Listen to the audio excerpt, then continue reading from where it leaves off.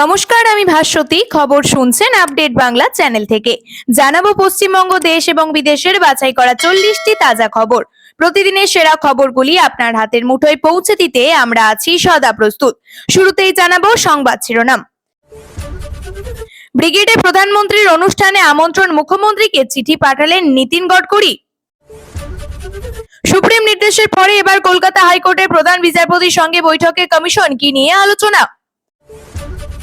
আদালতে লড়াই 12 আনা সেরে ভোটের পথে তৃণমূল, তালিকা প্রকাশ শুরু হলেই ট্রাইব্যুনালে যাওয়ার মহড়া শুরু।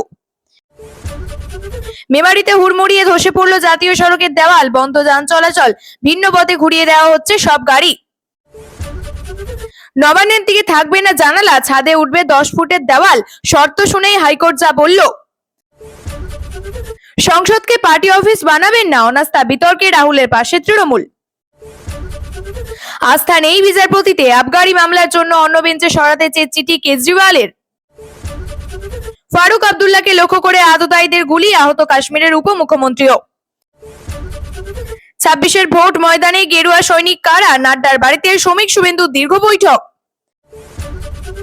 যুদ্ধ পরিস্থিতিতে জ্বালানির মূল্য বৃদ্ধি, কেন্দ্রকে দায়ী করে সোমের রাজপথে মমতা। বন্দে ভারত আদেও সাধারণ মানুষের জন্য, সংসদে প্রশ্ন অভিষেকের। 10 বছরে সংসদ মুলতবি হওয়ায় 3300 কোটির ক্ষতি, স্পিকার অনাস্থায় তথ্য পেশ সায়নীর। গ্যাস সিলিন্ডার অমিল, মিষ্টি ছাড়াই কাটাতে হবে পয়লা বৈশাখ। এক ধাক্কায় 3600 কোটি টাকা, অসমে 40 লাখ মহিলার অ্যাকাউন্টে পৌঁছালো অরুণোদয়ের টাকা।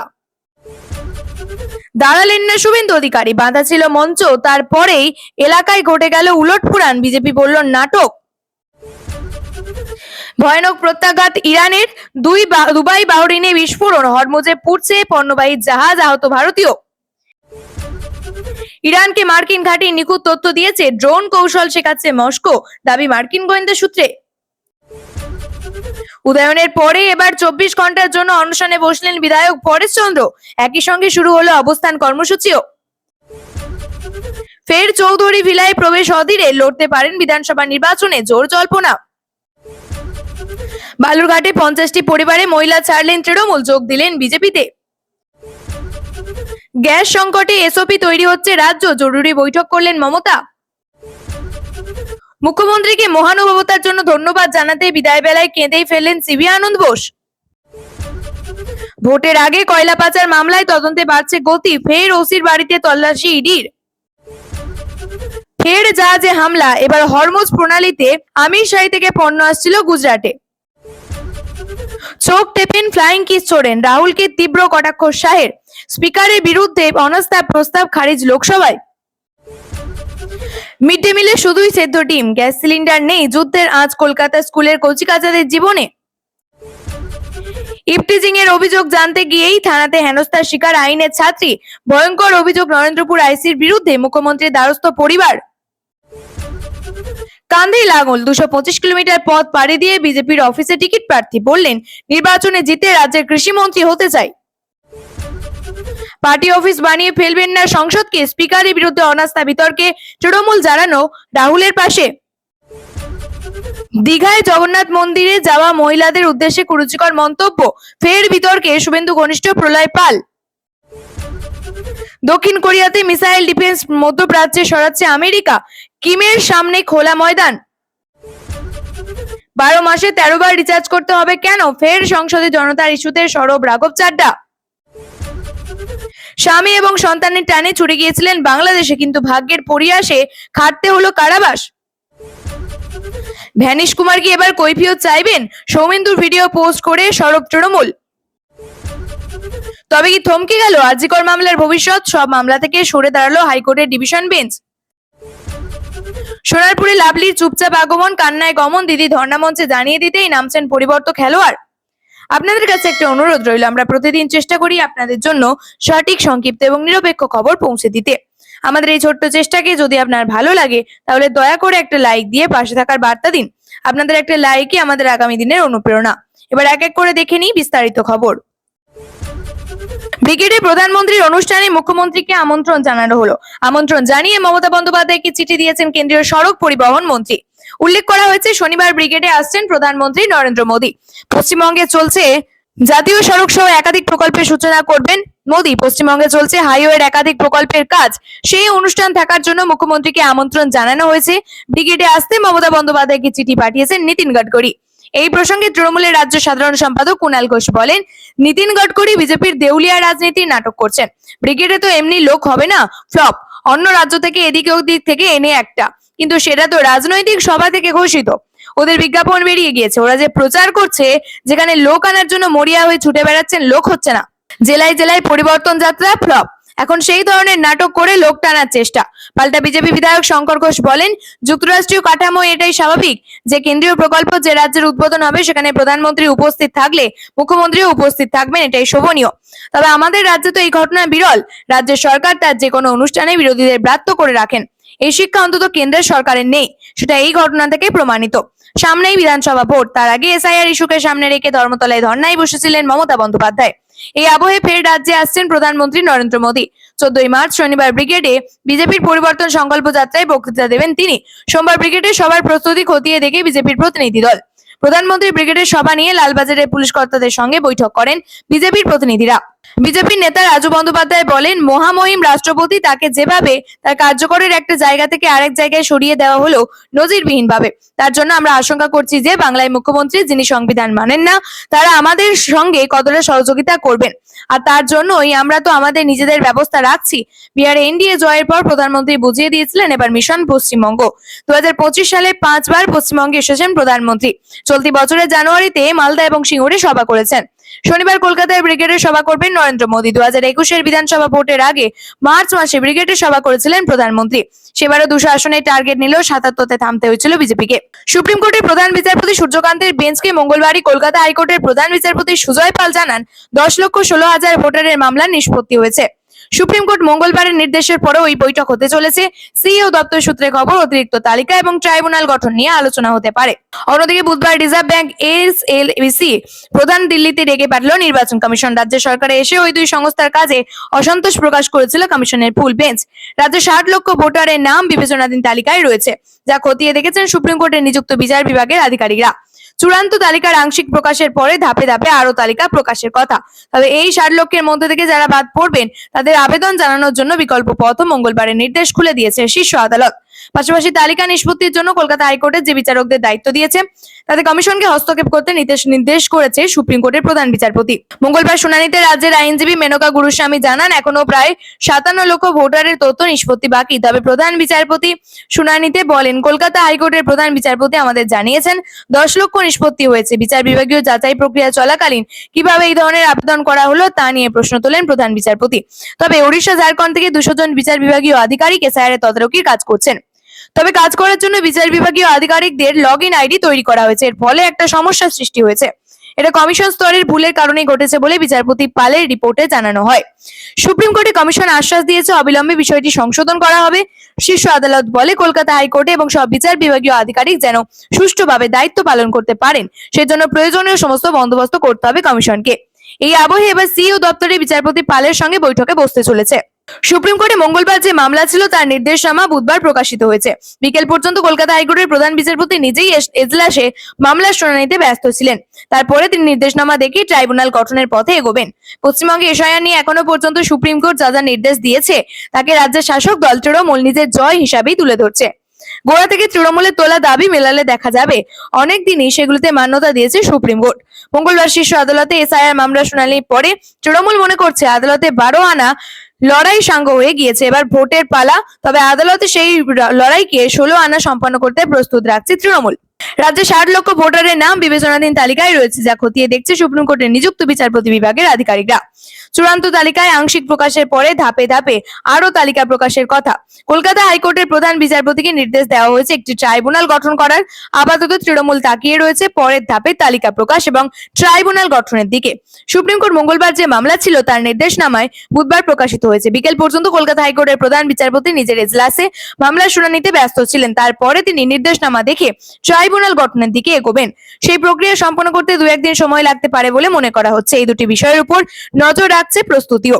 তৃণমূলের প্রথম সারির নেতাদের অনেকের ধারণা বিবেচনাধীন 60 লক্ষের মধ্যে অন্তত 40 লক্ষ নাম মূল তালিকায় উঠবে, কয়েক লক্ষ নাম ন্যায্য কারণে বাদ যাবে। কিন্তু শাসক দলের অনুমান এমন কয়েক লক্ষ থাকবেন যাদের নাম ন্যায্য নথি থাকা সত্ত্বেও বাদ পড়বে। যেহেতু এই ট্রাইব্যুনালে নির্বাচন কমিশনের কোনো ভূমিকা নেই, কাদের নাম বাদ যেতে পারে, বাদ পড়া কাদের বৈধ নথি রয়েছে তা আমাদের নখদর্পণের ফলে আমাদের কোনো সমস্যা হবে না। অন্যদিকে গত 4.5 মাসে এসআইআর প্রক্রিয়ার প্রতিটি ধাপে নেতাদের সঙ্গে ভার্চুয়াল বৈঠকে প্রয়োজনীয় নির্দেশ দিয়েছিলেন অভিষেক বন্দ্যোপাধ্যায়। এসআইআর প্রক্রিয়ার গোড়া থেকে তৃণমূলের বুথ স্তরের সংগঠন সব থেকে বেশি সক্রিয় ছিল বলে মাঠে ময়দানে শেষ পর্বে সেই সংগঠনকে কাজে লাগাতে চাইছে তৃণমূল। অনেকের বক্তব্য, তৃণমূলের কাছে এখন সংখ্যা যত না গুরুত্বপূর্ণ তার চেয়েও বেশি গুরুত্বপূর্ণ ধারণা নির্মাণ।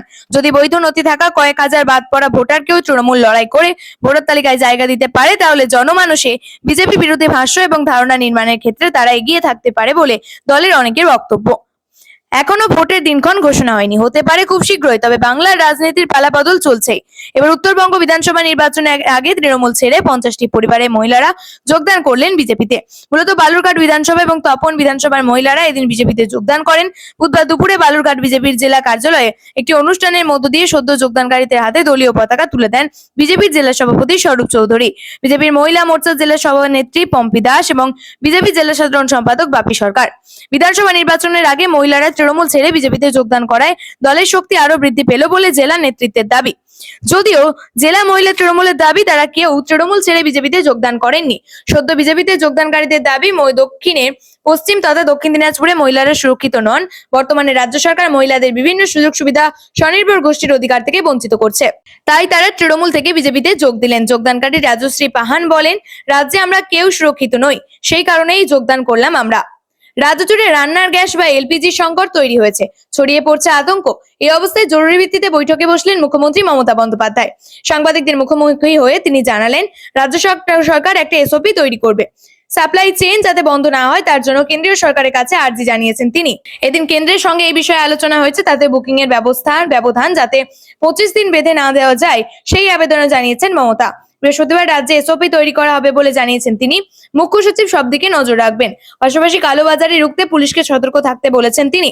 কেন্দ্রের কাছে মুখ্যমন্ত্রীর অনুরোধ, বাজারে কেরোসিনের যোগান ঠিক রাখতে হবে। তবে সিএনজি গ্যাস প্রসঙ্গে মমতা বলেন, অটোওয়ালাদের ভাড়া বাড়ানোর সময় হয়নি এখনো, রাজ্য সরকারের কাছ থেকে সব রকমের সহযোগিতা পাবেন বলে আশ্বাস দিয়েছেন মুখ্যমন্ত্রী। কেউ ব্ল্যাকমেইল করলে সেটা পুলিশকে দেখতে বলবেন।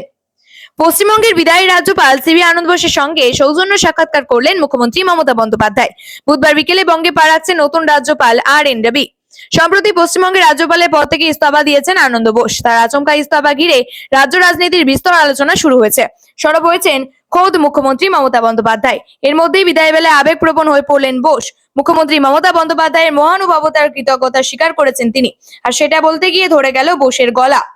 চোখের কোনায় চিকচিক করে উঠল জল। বিদায় বেলায় সিবি আনন্দ বোস বলেন, আমি 3.5 বছরের এই অভিজ্ঞতা উপভোগ করেছি।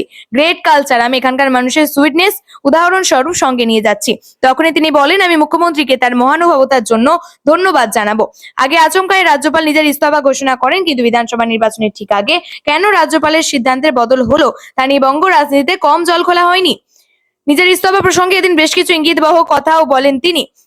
তিনি বলেন, কোথায় গিয়ে থামতে হয় তার কথায় আমি নিজের জীবনের পথ কাটিয়ে জানতাম কোথায় থামতে হবে। সব সময় জানতে হবে জীবনের কোনো একটা জায়গায় গিয়ে থামতে হবে। এর নেপথ্যে ষড়যন্ত্র থাকতে বলে আশঙ্কা প্রকাশ করেন। বোসের সুসম্পর একাধিক ছবি বঙ্গবাসী দেখেছে। রাজভবনে সরস্বতী পুজোয় হাতে খড়িয়ে হয়েছিল বোসের। কয়লা পাচার মামলায় কোটি কোটি টাকার লেনদেনের অভিযোগ ফের জোরদার তদন্তে ইডি। ফের বুদবুদ থানার ওসি মনোরঞ্জন মণ্ডলের বাড়িতে ইডির হানা। হরমুজ প্রণালীতে থাইল্যান্ডের জাহাজে হামলা। এবার সংযুক্ত আরব আমিরশাহী থেকে গুজরাট আসছিল জাহাজটি। সেই সময় হামলা হয় বলে খবর। জাহাজের 20 জন নাবিককে উদ্ধার করা হয়েছে, এখনো 3 জন নিখোঁজ। পণ্যবাহী জাহাজটিতে 3000 টন সামগ্রী ছিল। সেই সময় হরমুজ প্রণালীতে হামলার মুখে পড়ে জাহাজটিতে আগুন ধরে যায়। United Kingdom maritime trade operation centre জানিয়েছে, পশ্চিম এশিয়ায় 3টি পণ্যবাহী জাহাজে হামলা হয়েছে, যার মধ্যে ময়ূরী নারীও থাকতে পারে। বুধবার হামলার সময় ওমানের উত্তর উপকূল থেকে 11 নটিক্যাল মাইল দূরে ছিল জাহাজটি। থাইল্যান্ড সরকার জানিয়েছে 20 জনকে উদ্ধার করা গিয়েছে, এখনো জাহাজে আটকে রয়েছেন 3 জন। হামলার পর জাহাজটিতে আগুন ধরে যায়। আগুন নিয়ন্ত্রণে আনাও সম্ভব হয়েছে। কে বা কারা জাহাজটিতে হামলা চালালো তা এখনও স্পষ্ট নয়। থাইল্যান্ডের রয়্যাল নেভি এবং ব্রিটেনের মেরিটাইম ট্রেড অপারেশন জানিয়েছে ঠিক কী কারণে হামলা চালানো হয়েছে তা এখনও স্পষ্ট নয়। থাইল্যান্ডের ওই জাহাজটি প্রিসিয়াস শিপিং সংস্থার মালিকাধীন। এদিন হামলার পর ওমানের উপকূল বাহিনী উদ্ধার কার্যে নামে। তারা 20 জনকে উদ্ধার করে জাহাজ থেকে। এখন কী অবস্থায় রয়েছে জাহাজটি, কতটা ক্ষয়ক্ষতি হয়েছে তা স্পষ্ট বোঝা যাচ্ছে না। গত 28শে ফেব্রুয়ারি ইরানের প্রথমে হামলা চালায় আমেরিকা এবং ইসরায়েল। সেই থেকে তপ্ত গোটা পশ্চিম এশিয়া। হরমুজ প্রণালী দিয়ে এশিয়ার পণ্য সরবরাহ কার্যত থমকে গিয়েছে। আমেরিকা, ইসরায়েল এবং তাদের সহযোগী কোনো জাহাজ যেতে দেওয়া হবে না বলে জানিয়ে দিয়েছে ইরান। তবে থাইল্যান্ডের জাহাজের উপর হামলার দায় এখনো স্বীকার করেনি কোনো দেশ। লোকসভা স্পিকার ওম বিড়লার বিরুদ্ধে আনা অনাস্থা প্রস্তাব পাশ হলো। হই হট্টগোলের মধ্যে ধ্বনি ভোটে বিরোধীদের আনা প্রস্তাব খারিজ করে দেওয়া হলো। সেই নিয়ে পরিস্থিতি উত্তাল হয়ে ওঠে। লাগাতার স্লোগান তুলতে থাকেন বিরোধীরা, প্রতিবাদ জানাতে থাকেন। সেই পরিস্থিতিতে অধিবেশন মুলতবি করতে হলো। আগামীকাল সকাল 11টায় ফের অধিবেশন শুরু হবে সংসদের নিম্নকক্ষে। পক্ষপাতদুষ্ট আচরণের অভিযোগে বিড়লার বিরুদ্ধে অনাস্থা প্রস্তাব পেশ করে বিরোধী দলগুলি। প্রথমে সেই প্রস্তাবে সায় না জানালেও পরবর্তীতে অনাস্থা প্রস্তাবে সমর্থন জানায় তৃণমূল। সেই নিয়ে তর্ক বিতর্ক তেতে ওঠে। লোকসভা স্পিকারের বিরুদ্ধে বিজেপি নেতৃত্ব সরকারের প্রতি পক্ষপাতিত্বের অভিযোগ তোলেন বিরোধীরা। সরকার যদিও সেই অভিযোগ অস্বীকার করে। অনাস্থা প্রস্তাব যে পাশ হবে তা যদিও গোড়ার দিকে জানা ছিল। বিরোধীদের যুক্তি ছিল স্পিকার যে পক্ষপাত দুষ্ট তার যে প্রতিবাদ জানিয়েছে তার রেকর্ড অন্তত রয়ে যাবে। বিরোধীদের কাছে লোকসভা 238টি আসন রয়েছে, যার মধ্যে 99টি সাংসদ কংগ্রেসের, বাকি তৃণমূল, সমাজবাদী পার্টি, ডিএমকে এবং অন্যান্য বিরোধী শিবিরের। সেই তুলনায় সরকারের সাংসদের সংখ্যা 293, বিজেপি রইল 240। কিন্তু এই অনাস্থা প্রস্তাব ঘিরে বুধবার উত্তপ্ত হয়ে ওঠে লোকসভা। কেন্দ্রীয় স্বরাষ্ট্রমন্ত্রী অমিত শাহ এদিন সরাসরি বিরোধী দলনেতা রাহুল গান্ধীকে আক্রমণ করেন। তিনি বলেন, ওরা আচরণ নিয়ে প্রশ্ন তুলছেন, নিজেদের আচরণ নিয়েও তো কথা বলুন। ছুটে এসে প্রধানমন্ত্রীকে আলিঙ্গন করা আগে কখনো হয়নি। লোকসভায় চোখ টেপা, ফ্লাইং কিস ছোড়া আগে কখনো হয়নি। আমি তো বলতেই লজ্জা বোধ করছি। এতে বোঝা যায় উনি উস্কানি যোগাচ্ছেন। গ্যাস সংকটে খাস কলকাতা স্কুলে উদ্বেগ, বাধা মিড ডে মিলে। কলকাতা স্কুলে বন্ধ মিড ডে মিল। পশ্চিম এশিয়ায় যুদ্ধ চলছে, তার নিদারুণ প্রভাব ধর্মতলার পাশে এসএন ব্যানার্জি রোডের রানী রাসমণি হাই স্কুলে। টিফিন টাইমে মিড ডে মিল দেওয়ার কথা রান্না করা খাবার, কিন্তু মেনুতে শুধুই ডিম সেদ্ধ। অন্যদিন রান্না করা খাবারই পায় ক্লাস 5 থেকে 8-এর পড়ুয়ারা, কিন্তু আজ তারা পেয়েছেন সেদ্ধ ডিম। এলপিজির সংকট এমন জায়গায় দাঁড়িয়েছে যে রান্না করার পরিস্থিতি পর্যন্ত নেই। কলকাতা স্কুলগুলিতে মিড ডে মিলের রান্না স্কুলের মধ্যে হয় না, কমিউনিটি কিচেন থেকে আসে। আজ সেখানে মেনু কিচেন থেকে রান্না আসে। অন্যদিকে মিড ডে মিলের মেনুতে তারা পেয়েছেন শুধুই সেদ্ধ ডিম। গতকাল অবধিও পরিস্থিতি স্বাভাবিক ছিল। স্কুলের প্রধান শিক্ষক জানিয়েছেন যে কমিউনিটি কিচেন থেকে তাদের স্কুলে মিড ডে মিলের খাবার আসে, সেখান থেকে তাদের জানানো হয়েছে যে গ্যাস সিলিন্ডার সংকটের কারণে রান্না করা সম্ভব হয়নি। খুব চেষ্টা করা হয়েছিল কিন্তু সম্ভব হয়নি রান্না করা। যদিও কোনো মতে ডিম সেদ্ধ করে স্কুলে পাঠানো হয়েছে পড়ুয়াদের জন্য। আগামী গ্যাস সিলিন্ডার পাওয়া গেলে রান্না করে পাঠানো হবে স্কুলে, না হলে কিছু উপায় নেই।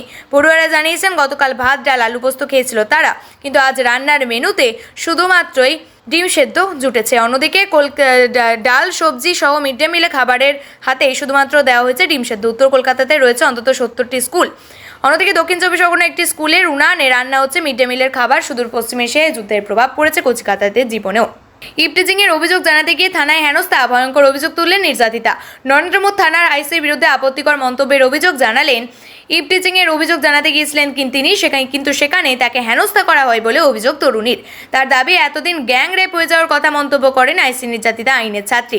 সংবাদ মাধ্যমকে জানিয়েছেন রোজ আলিপুর কোর্ট থেকে ফেরেন তিনি। ফিরতে রাত 8-9টা হয়ে যায় তার। যখনই ফেরেন টেস্ট অফ দার্জিলিং নামে একটি রেস্তোরাঁর কাছে কিছু ছেলে বসে থাকে। মদ্যপান চলে, রাত হওয়ার সঙ্গে সঙ্গে ভিড় বাড়ে। সেখান দিয়ে আসার সময় টিকা টিপ্পণী করা হয় তাকে, আপত্তিকর মন্তব্য করা হয়, অশালীন আচরণ করা হয়। 1-2 মাস ধরে চলছিল এরকম। গত 7 তারিখ বাড়ি ফেরার সময়ও একই ঘটনা ঘটে। নির্যাতিতার দাবি ওই দিন বাড়ি ফিরে গোটা ঘটনা মাকে খুলে বলেন তিনি। অভিযোগ দায়ের করতে সঙ্গে সঙ্গে নরেন্দ্রপুর থানায় যান। থানার আইসি ছিলেন সেই সময়। গোটা ঘটনাকে খুলে বলেন ওই তরুণী। অন্যদিকে অভিযোগ জানাতে যাওয়া তরুণীকে এই ধরনের কথা বলা যায় কি? এই গোটা ঘটনায় মুখ্যমন্ত্রী মমতা বন্দ্যোপাধ্যায়ের দ্বারস্থ হয় ওই পরিবার। নির্যাতিতার বাবার বক্তব্য, ওর মন্তব্য শুনে বলার কোনো ভাষা ছিল না। আমরা মুখ্যমন্ত্রী ধর্নাস্থলে যাই, সেখানে কথা বলতে যাই ওর সঙ্গে, অভিযোগ জানাতে যাই, কিন্তু একটা সময় পর ধর্না মঞ্চ বন্ধ হয়ে যায়। মুখ্যমন্ত্রী ততক্ষণে বিশ্রাম কক্ষে চলে গিয়েছেন। সেখানে মুখ্যমন্ত্রীর সঙ্গে দেখা হয়নি। আমি তখন অরূপ বিশ্বাসকে ফোন করি, তাতেও ভালো সাড়া মেলেনি। উনি 5 মিনিটে ছুটে আসেন। আমি এবং স্ত্রী সব খুলে বলি ওনাকে। উনি মুখ্যমন্ত্রী জানাবেন বলেন। রাত 10:30 তখন উনি সঙ্গে সঙ্গে রাজ্যের ডিজি পীযূষ পাণ্ডেকে ফোন করে বিষয়টি জানান। দেখতে বলেন, ডিজি হোয়াটসঅ্যাপে লিখে পাঠাতে বলেন আমাদের। এই ছিল আজকে সবথেকে গুরুত্বপূর্ণ খবর ভালো লাগলে ভিডিওটি শেয়ার করুন এবং চ্যানেলটি সাবস্ক্রাইব করতে ভুলবেন না। আমি ভাস্বতী আবারও ফিরে আসবো আগামী পর্বে নতুন আপডেট নিয়ে। ধন্যবাদ, সুস্থ থাকুন, সাবধানে থাকুন।